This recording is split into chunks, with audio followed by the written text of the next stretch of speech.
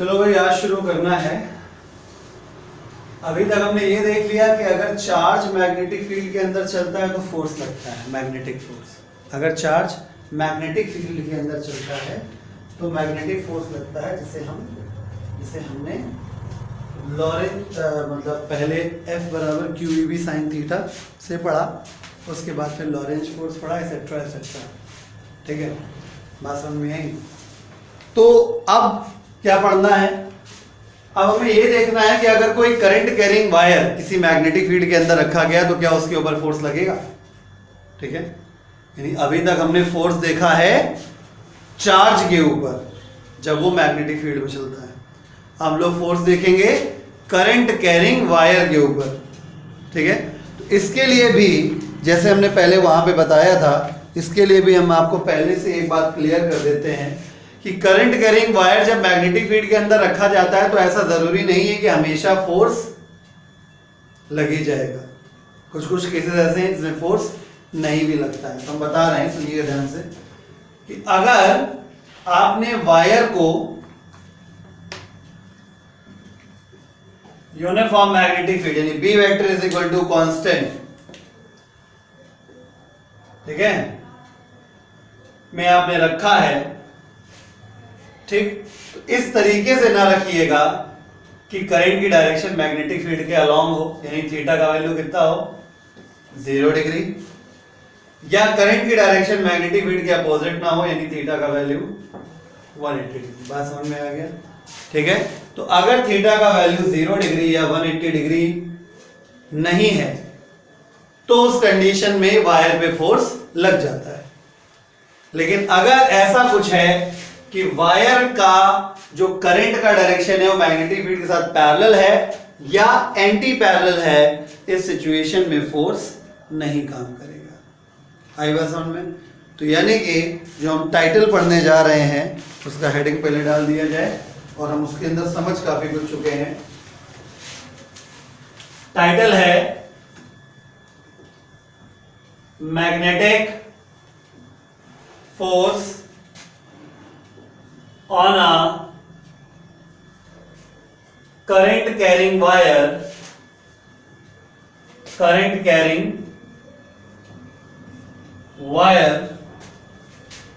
in a uniform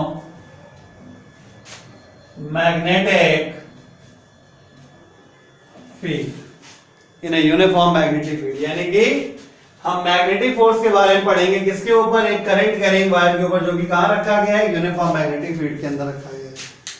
ठीक है, तो इसके अंदर लिखिए, हेडिंग डाल दीजिए और लिखिए इसके अंदर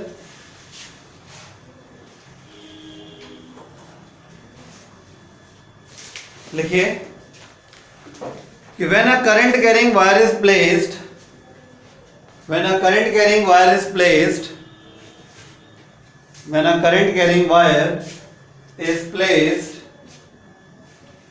in an external uniform magnetic field,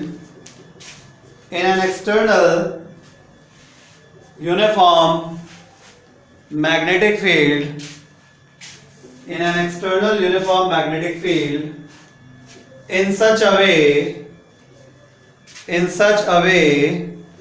that the direction of current flow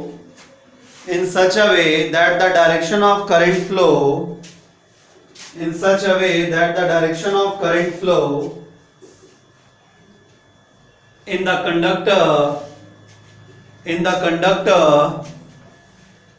conductor is neither parallel nor anti-parallel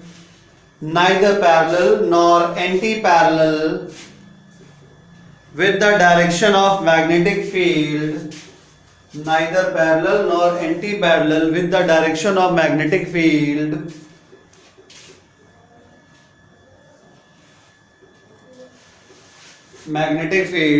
then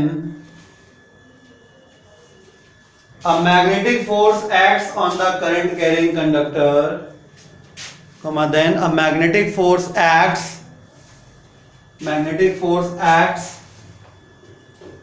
on the current carrying conductor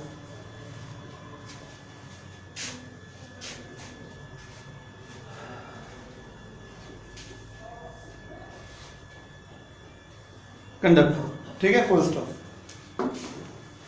ठीक है, अब वो फॉर्मूला कितना कितना मतलब समझ गया ना? क्लियर? इतना क्लियर हो गया कि अगर वायर मैग्नेटिक फील्ड के अंदर रखा है तो ऐसा नहीं होना चाहिए कि करंट की डायरेक्शन और मैग्नेटिक फील्ड की डायरेक्शन पैरेलल हो या एंटी पैरेलल हो। इनको छोड़ के हमेशा फोर्स लगेगा। कितना फोर्स लगेगा उसका फॉर्मूला पढ़ना है।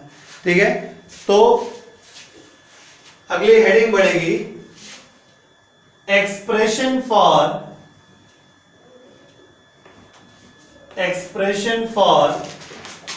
बाकी same expression for magnetic force on a current carrying wire in a uniform magnetic field. अब हम फॉर्मूले की बात करेंगे। Consider the situation. मान लो कि हमारे पास एक यूनिफॉर्म मैग्नेटिक फील्ड है कुछ इस प्रकार से। This is B vector. ठीक है, इस मैग्नेटिक फील्ड में, ये magnetic field uniform magnetic field है, ये अपने कोर्स में है। Non uniform magnetic field course में नहीं। ये वायर है, ये है P और ये है Q। ठीक है, इस वायर में करंट फ्लो कर रही है I। ठीक है, इस वायर की जो टोटल लेंथ है वो L है। और मैं आपको इस चैप्टर की शुरुआत से ही बता रहा हूं कि लेंथ हमेशा करंट की डायरेक्शन में ले ली जाती है। लेंथ हमेशा करंट की डायरेक्शन में ले ली जाती है, यानी कुल मिला के लेंथ एक वेक्टर क्वांटिटी हो जाती है। आई बात समझ में? तो मान लेते हैं कि theta is angle between magnetic field and direction of current. तो मान लेते हैं let theta is angle between direction of current and magnetic field. ठीक है, तो ये थीटा बना दिया। ठीक है, तो here the magnetic force experienced by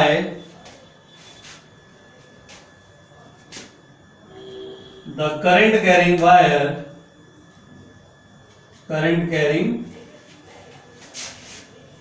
wire will be क्या होगा? Fm, ठीक है, is equal to IBL sin theta। F is equal to IBL sin theta। इस फॉर्मूले से आपको क्या मिल जाएगा? मैग्नेटिक फोर्स का सिर्फ मैग्नीट्यूड मिल जाएगा। डायरेक्शन निकालने का जुगाड़ अभी हम आपको बताते हैं। तो ये क्या है? ये है magnitude of magnetic force experienced by a current carrying wire in a uniform magnetic field। Note करिए, इस फॉर्मूले को हम लोग वेक्टर फॉर्म में भी लिख सकते हैं। ठीक है, तो जब वेक्टर फॉर्म में लिखेंगे तो ऑटोमेटिक हमको पता चल जाएगा कि डायरेक्शन कैसे निकालनी है। देखिए, तो वेक्टर फॉर्म में लिखते हैं। इन वेक्टर फॉर्म, ये थोड़ा दूर खसक गया। इन वेक्टर फॉर्म यही फॉर्मूला लिखा जाता है, Fm बराबर I in bracket L cross B। ठीक है, ये वेक्टर फॉर्म में हो गया। और इस फॉर्मूले को देखते ही आप समझ गए होंगे कि डायरेक्शन कैसे निकालनी है। कैसे निकालनी है डायरेक्शन? डायरेक्शन निकालने के लिए राइट हैंड रूल लगाएंगे। पहले वेक्टर से दूसरे वेक्टर की तरफ दाहिने हाथ की फिंगर्स को घुमाएंगे तो thumb will give you the direction. आई बस समझ में? तो हेडिंग लिखिए यहां पर, इसके बाद लिखिए method of finding direction of direction of magnetic force, method of finding direction of magnetic force experienced by method of finding direction of magnetic force experienced by method of finding direction of magnetic force experienced by a current carrying wire in a uniform magnetic field, experienced by a current carrying wire in a uniform magnetic field. फटाफट लिख लीजिए.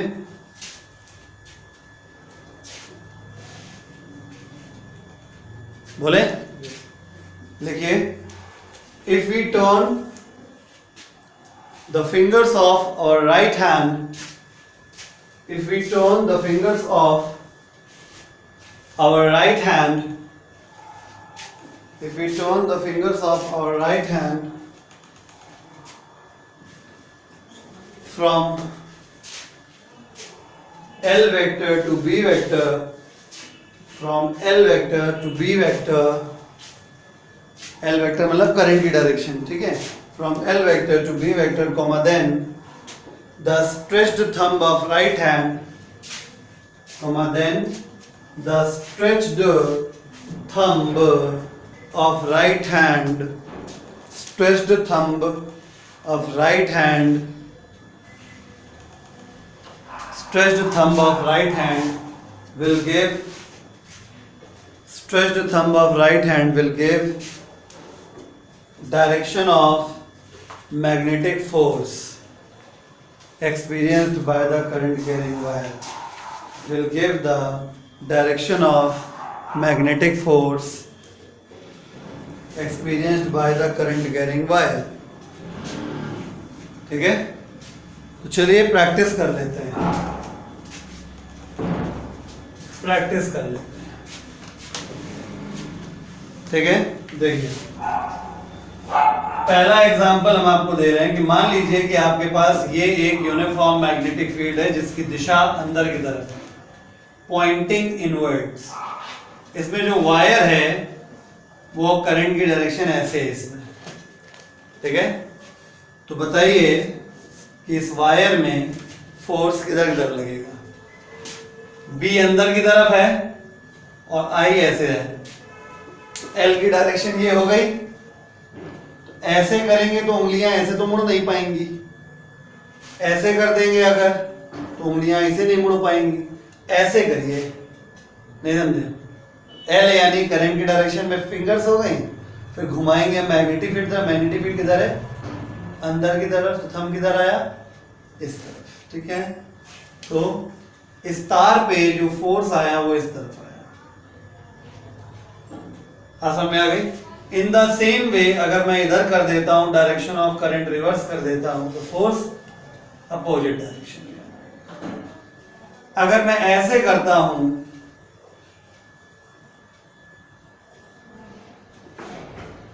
ये हो गया L, ये हो गया B, thumb किधर आ गया, ऊपर की तरफ. ये मैग्नेटिक फोर्स की डायरेक्शन. इसमें करंट ऐसे मान लिया जाए तो ये हो गया मैग्नेटिक फोर्स का डायरेक्शन. समझ गए. तो अगर हम यहां दूसरा एग्जांपल दे दें आपको तो कर लेंगे.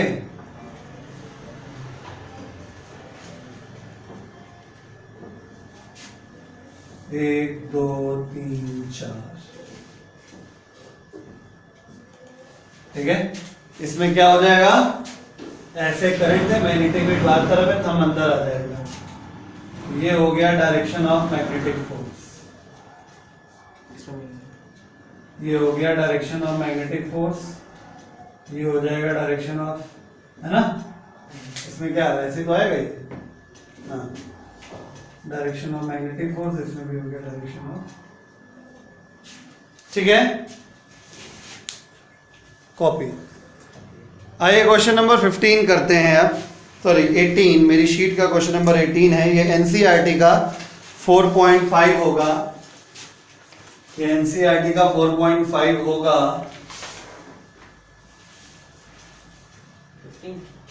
हाँ, शीट में क्वेश्चन नंबर 18 मिलेगा आपको. मेरी शीट में क्वेश्चन नंबर 18 है।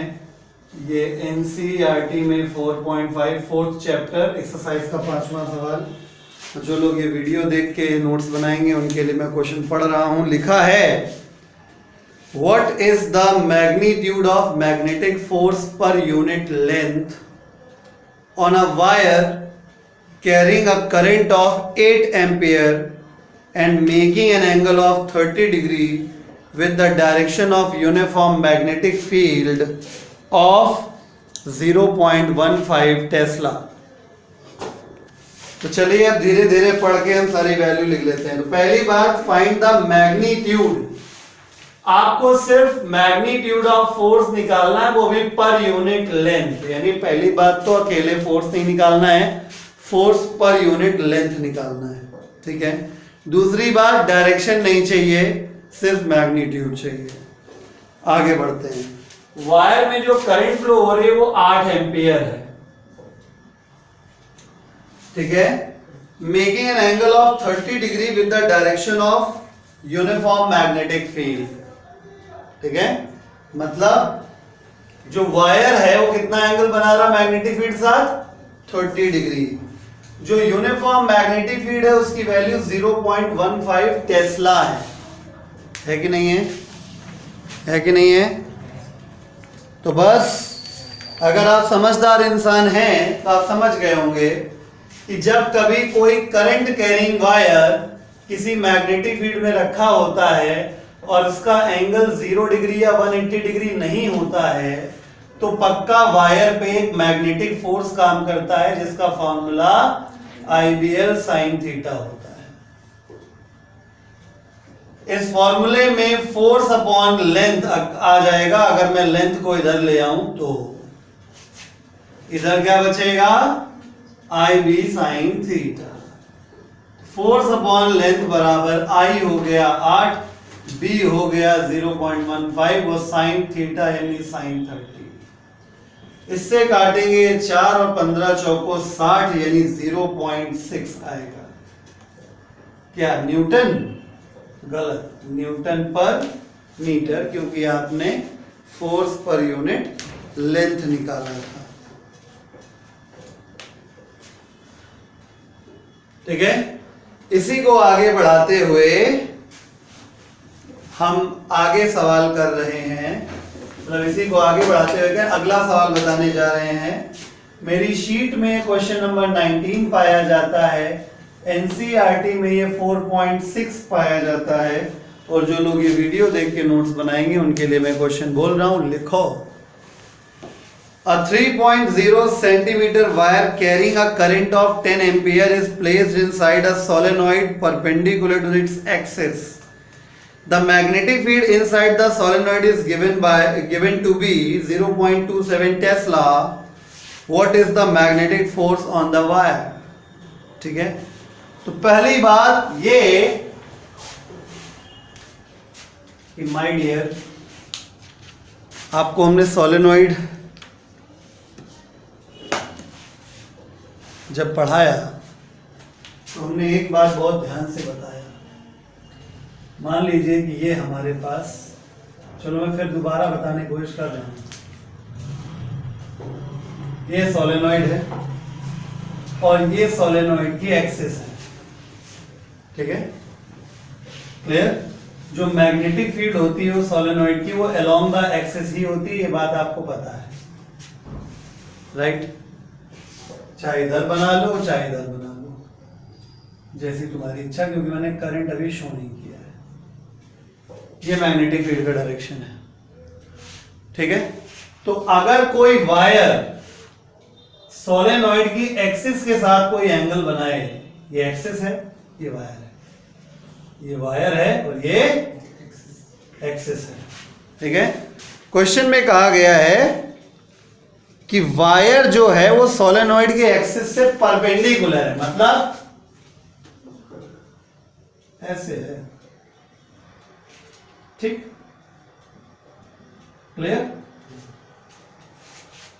तो अगर वायर एक्सिस के परपेंडिकुलर है तो वास्तविकता में वो सोलेनॉइड की मैग्नेटिक फील्ड के परपेंडिकुलर है। नहीं समझे? क्योंकि सोलेनोइड की एक्सिस ही उसकी डायरेक्शन ऑफ मैग्नेटिक फील्ड होती है। बात कर ले पड़ी। वायर कितनी लेंथ का है? 3 सेंटीमीटर और करंट 10 एम्पियर। आई का वैल्यू 10 एम्पियर और इस वायर का जो लेंथ है वो कितना है? 3 सेंटीमीटर, बोले तो 0.3 मीटर, सॉरी 0.03 मीटर। ठीक। सोलेनोइड की मैग्नेटिक फील्ड दी हुई है, ठीक है। बी का वैल्यू गिवन है कितना? 0.27 टेस्ला। आई थिंक अब कुछ बचा नहीं है आपको हमें कहने के लिए, ठीक है।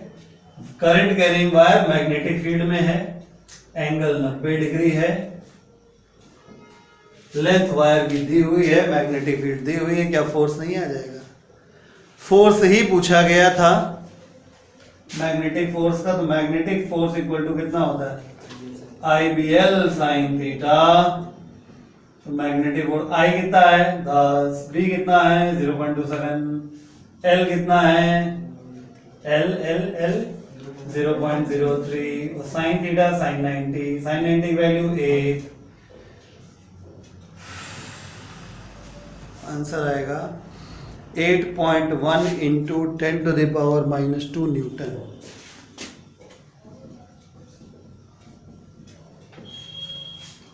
Hopefully you got the point. देखिए इस केस में, इस क्वेश्चन में डायरेक्शन आप अकॉर्डिंग टू फिगर जो आपने बनाया है उसके हिसाब से आप दे सकते हो, ठीक है। मतलब इस क्वेश्चन में ऐसा कुछ रखा नहीं था, कुछ ऐसा दिया नहीं था जिससे एग्जैक्टली डायरेक्शन निकल सके। फिर भी आपने डायरेक्शन जिस हिसाब से बनाई है उसके हिसाब से हम ये कह सकते हैं कि ये हुआ L, ठीक है, तो ये हुआ B। मैग्नेटिक फील्ड उस तरफ ना, L क्रॉस B, थंब किधर आया? अंदर की तरफ। तो हम फिलहाल इनवर्ड्स लिखे दे रहे हैं। अगला टॉपिक है अपने पास। अगर अभी तक क्या था? एक वायर एक मैग्नेटिक फील्ड में रखा हुआ था तो उसने फोर्स एक्सपीरियंस किया था। अब क्या है? 2 वायर अगल बगल रखे होंगे, एक वायर की वजह से दूसरा wire magnetic field magnetic force महसूस करेगा। क्यों करेगा भाई? क्योंकि जब 2 वायर होंगे तो दोनों वायर अपना अपना मैग्नेटिक फील्ड प्रोड्यूस करेंगे।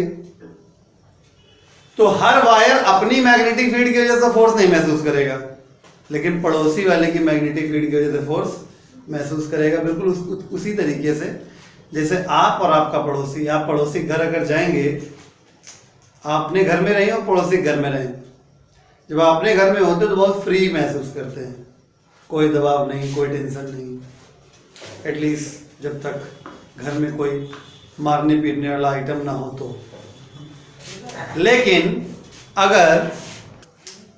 लेकिन जब आप पड़ोसी घर में रहते हैं तो फिर आपको टेंशन होता है, भले कितना फ्री माहौल हो, लेकिन जब आप पड़ोसी घर रहते हैं थोड़ा बहुत दबाव आपके मन में रहता है, मेरे दूसरे घर में है ना।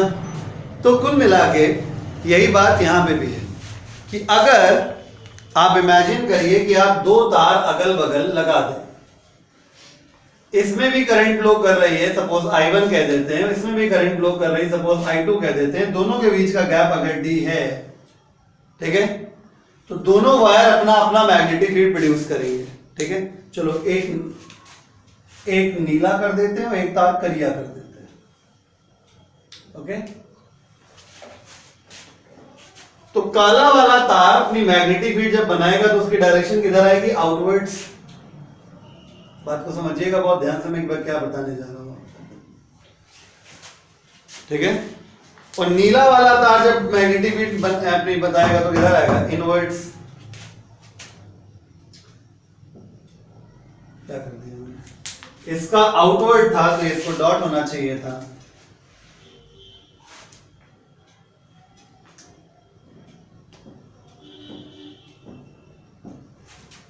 यहाँ बेसिकली जितने बैठे सब पगले हैं, बता नहीं रहे, ठीक है। और इस वाले में क्या होगा? सब अंदर हो जाएगा, यानी कुल मिला के ये वाला मैग्नेटिक फील्ड का डायरेक्शन इनवर्ड्स हो जाएगा, ठीक है। तो बेटा ये वाला हो गया B2, सॉरी B1, नीले वाले तार का नीला वाला मैग्नेटिक फील्ड, नीले वाले को 1 कहा। करिया वाले तार का करिया करिया मैग्नेटिक फील्ड, इसके मैग्नेटिक फील्ड को B2 कहा। मैं क्या शो करना चाहता हूं? मैं ये शो करना चाहता हूं कि इस वाले तार की मैग्नेटिक फील्ड में ये वाला आ गया है और इस वाले तार की मैग्नेटिक फील्ड के लपेटे में ये आ गया है, यानी दोनों एक दूसरे के इन्फ्लुएंस में आ गए हैं। नहीं समझे? तो इस वाले वायर की मैग्नेटिक फील्ड जो यहां मौजूद है उसकी वजह से ये वाला तार फोर्स एक्सपीरियंस करेगा, और इस वाले तार की जो मैग्नेटिक फील्ड यहां मौजूद है इसकी वजह से ये वाला तार फोर्स महसूस करेगा। सही बात समझिए? तो कुल मिला के दोनों पे फोर्स लगेगा। बात समझ में आई? अब आगे समझिएगा, अभी कोई लिखने की जरूरत नहीं है। इतना बड़ा समझ में आ गया ना? ये वाला तार सपोज I1 करंट का था, इसकी खुद की मैग्नेटिक फील्ड की वजह से इस पे कोई फोर्स नहीं लगेगा, लेकिन इसकी जो मैग्नेटिक फील्ड है वो मैंने यहां बनाई है। क्यों बनाई है? क्योंकि यहां पे ये तार मौजूद है, ये दूसरा तार इसकी फील्ड की वजह से फोर्स जरूर महसूस करेगा, यानी एक बच्चा दूसरे पड़ोसी घर में फोर्स महसूस करेगा। ठीक है? तो हम लोग यहाँ फोर्स की डायरेक्शन निकालते हैं, हम आपको ये बताएंगे कि अगर दोनों तारों में अगर सेम डायरेक्शन में करंट हो तो अट्रैक्शन होगा कि रिपल्शन। ठीक है, चलिए देखते हैं। तो इस वाले तार पे अगर देखा जाए तो ये हुआ L यानी करंट का डायरेक्शन, और ये हुआ B, क्रॉस है ना, अंदर की तरफ थंब किधर आया? इधर, यानी सेकंड वाले तार पे जो फोर्स लग रहा है वो इधर आया, राइट? इस प्रकार अगर इसको देखिए तो ये हुआ L, तो फील्ड किधर है? बाहर की तरफ, B थंब किधर आया? इस तरफ, यानी इस वाले तार पे फोर्स किधर लगेगा? क्या हो रहा है? अट्रैक्शन। ठीक है, ये पहली बार ऐसा है तुम्हारे सिलेबस में जब सिमिलर होने पे अट्रैक्शन हुआ है। आज तक मतलब सिमिलर मतलब एक ही सेंस होने में अट्रैक्शन हुआ है, नहीं तो same nature of positive charge negative charge repulsion, north north repulsion, south south repulsion, हमेशा रिपल्सन हुआ है। ये पहली बार ऐसा है जब ओरिएंटेशन सेम होने पर अट्रैक्शन हुआ है, तो आपको याद करने में आसानी हो जाएगी, मैं इसलिए बता रहा हूँ। ठीक है, अब दूसरे केस को समझा देते हैं हम आपको। ठीक है, इसको रब कर दें या चलो दूसरा बना लेते हैं। बिजली गिरा दी बीच में। ठीक है, ये तार काला वाला हमने I1 मान लिया, इसकी वजह से यहां पे जो मैग्नेटिक फील्ड आएगी वो इनवर्ट्स आएगी, ये हो गई इनवर्ट्स। ठीक है, ये नीला वाला तार,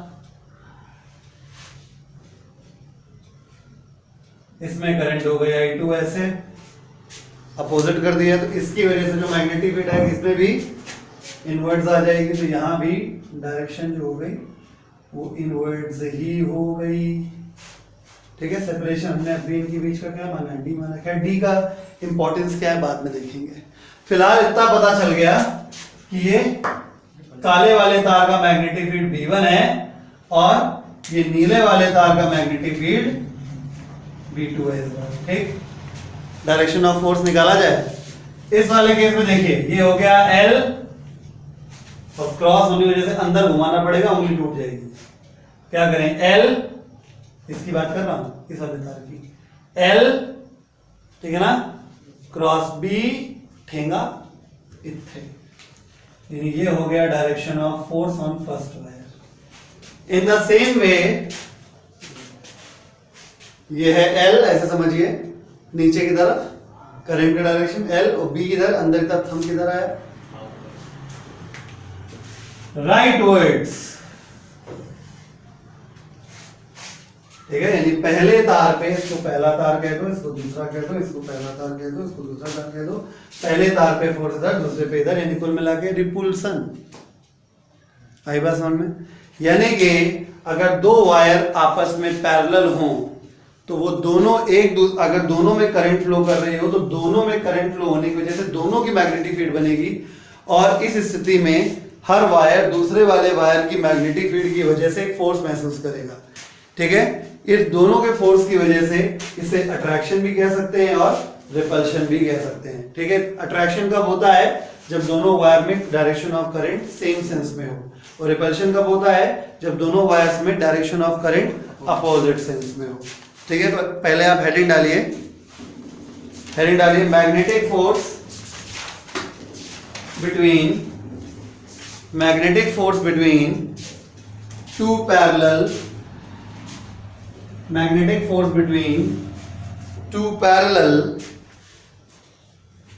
current carrying conductors, two parallel current carrying conductors, magnetic force between two parallel current carrying conductors। इसमें लिखिए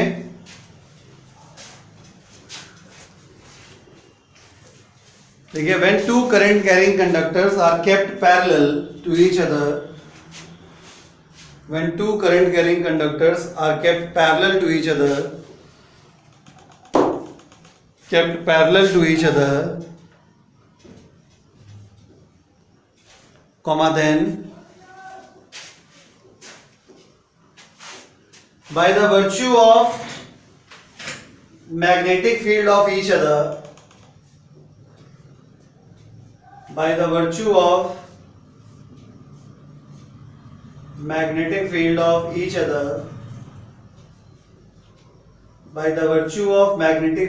each other,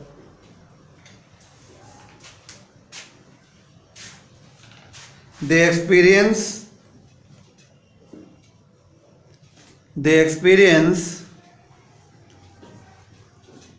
magnetic force।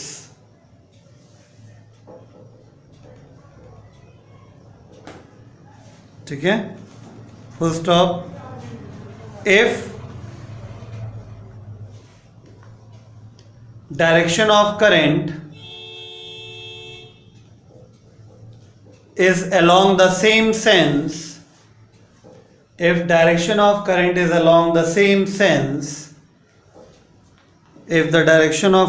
along the same sense, comma, then they attract each other,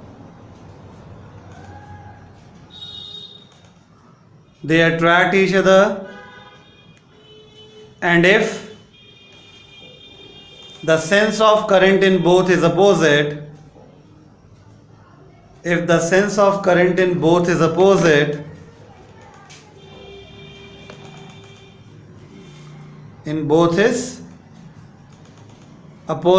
comma, then they repel each other,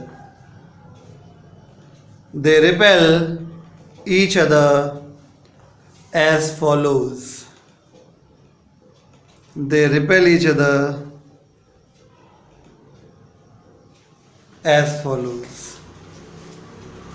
diagram बना लीजिए।